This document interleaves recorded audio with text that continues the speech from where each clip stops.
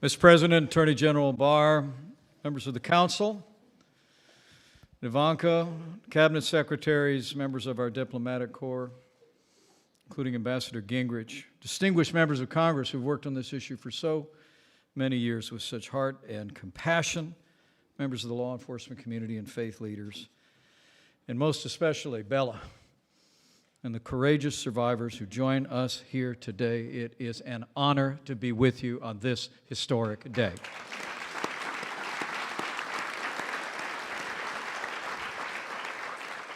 As the President reflected, we're here to commemorate the 20th anniversary of the Trafficking Victims Protection Act.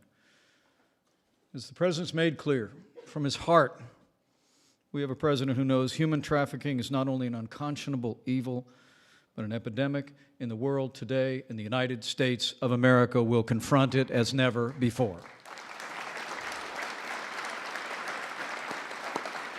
Mr. President, you said in your proclamation, marking this past month, that human trafficking is an affront to humanity, and you've taken decisive action to bring human traffickers to justice, their victims to safety, and to help survivors walk the difficult road to recovery. Like no president before you, you've made it a priority to target transnational criminal organizations that have victimized thousands of innocent people on both sides of our borders.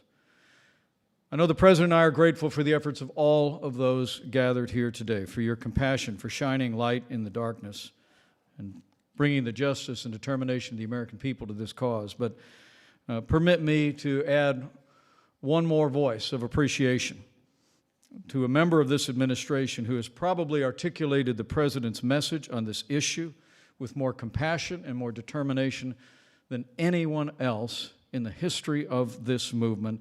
Would you join me in thanking Ivanka Trump one more time for her extraordinary leadership on human trafficking?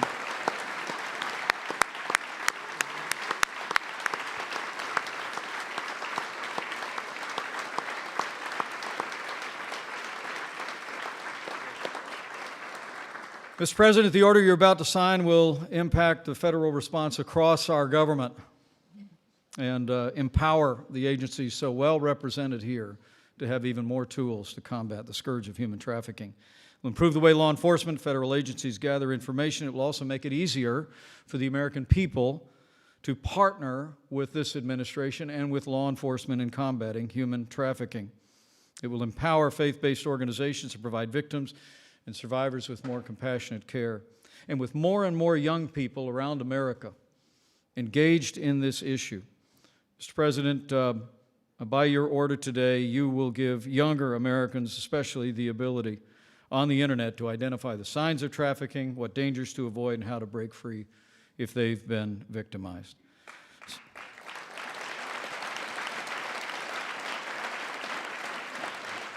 Our founding documents attest that we believe that every person is endowed by our Creator with certain inalienable rights: life, liberty, and the pursuit of happiness.